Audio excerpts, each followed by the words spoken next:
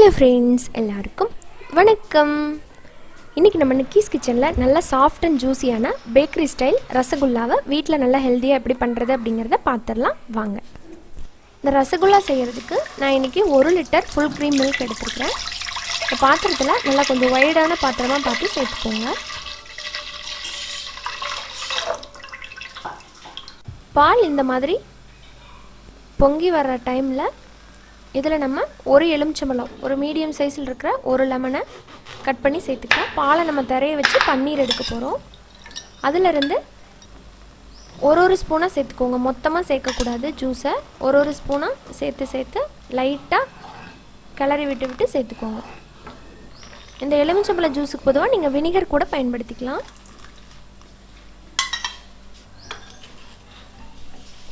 பால் வந்து நல்லா திரைய ஆரம்பிக்கும். அது வரைக்கும் லைட்டாக மீடியமில் வச்சு கிளறி விட்டுட்டே இருங்க. இப்போ கடைசியாக இருக்கிற எல்லா ஜூஸையும் நான் சேர்த்துட்டு நல்லா மிக்ஸ் பண்ணி விட்டுடலாம். அவ்வளோதான், நமக்கு பன்னீர் ரெடி ஆகிடுச்சு. அந்த மிச்சம் இருக்கிற பட்டர் மில்க்கை வந்து நீங்கள் ஏதாவது கிரேவி பயன்படுத்துறதுக்கு யூஸ் பண்ணிக்கலாம். இப்போ இதை வந்து ஒரு ஒயிட் கிளாத்தில் ஸ்ட்ரெயின் பண்ணிக்கிறேன், வடிகட்டிக்கிறேன்.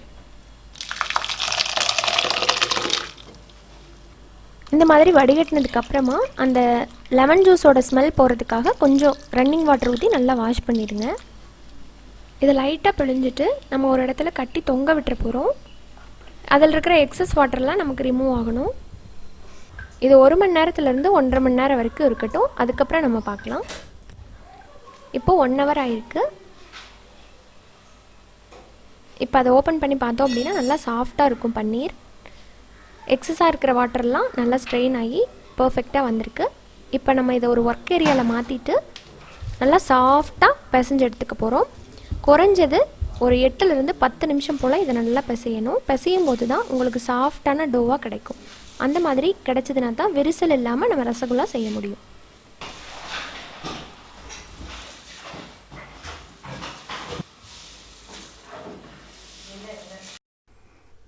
பாருங்கள், இந்த மாதிரி நல்லா சாஃப்டாக உருண்டை பிடிச்சாச்சு.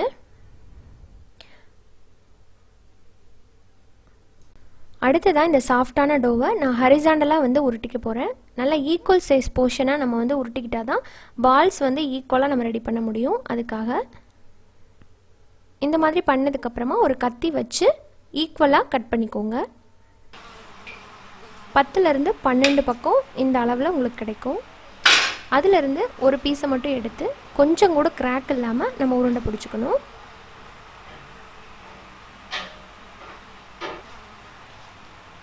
இந்த மாதிரி அளவான உருண்டைகளாக பிடிச்சிக்கோங்க, ஏன்னா நல்லா உப்பி வரும்.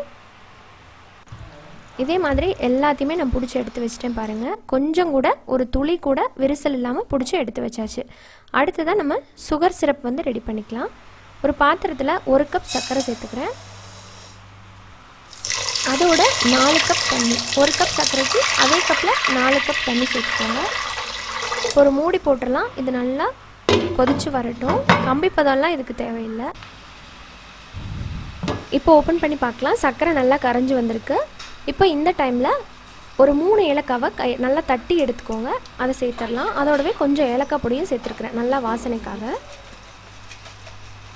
சேர்த்ததுக்கப்புறமா நம்ம ரெடி பண்ணி வச்சுருக்கோம் இல்லைங்களா, அந்த பால்ஸ் எல்லாத்தையுமே ஒன்று ஒன்றா நல்லா ஜென்டிலாக உள்ள மிக்ஸ் பண்ணிடலாம்.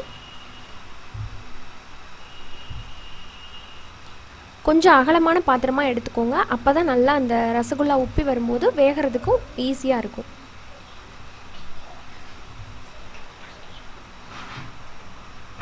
சேர்த்துட்டு மூடி போட்டுடலாம். இப்போ ஹை ஃப்ளேமில் கரெக்டாக ஒரு 5 நிமிஷம் வச்சுருக்கேன்.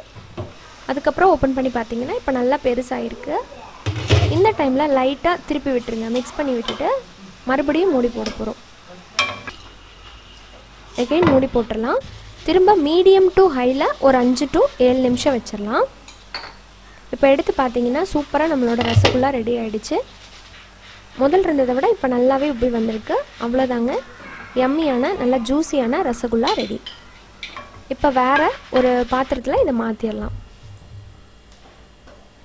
உங்களுக்கு தேவை அப்படின்னா இதில் வந்து கொஞ்சம் குங்குமப்பூ வச்சு கார்னிஷ் பண்ணிக்கலாம். அதோடய ஃப்ளேவரும் ரொம்ப நல்லாயிருக்கும்.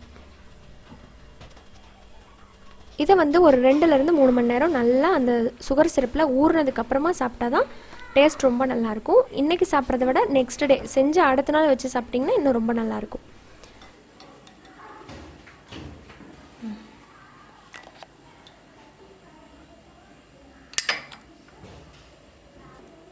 நல்லா சாஃப்ட் அண்ட் ஜூஸியான ரசகுல்லா ரெடி. நீங்களும் இதே போல் ரசகுல்லாவை வீட்டில் ட்ரை பண்ணி பாருங்கள். இந்த வீடியோ உங்களுக்கு பிடிச்சிருக்குன்னு நினைக்கிறேன். பிடிச்சிருந்தா லைக் பண்ணுங்கள். யூஸ்ஃபுல்லாக இருக்குது அப்படின்னு நினச்சிங்கன்னா ஃப்ரெண்ட்ஸ் அண்ட் ஃபேமிலியோட ஷேர் பண்ணுங்கள். அண்ட் மறக்காமல் நம்ம சேனல் நிக்கிஸ் கிச்சனை சப்ஸ்கிரைப் பண்ணிவிட்டு கூட இருக்கிற பெல் சிம்பிளை அழுத்திடுங்க. இன்னொரு இன்ட்ரெஸ்டான ரெசிபியோட உங்களை மீண்டும் சந்திக்கிறேன். அது வரைக்கும் நன்றி, வணக்கம்.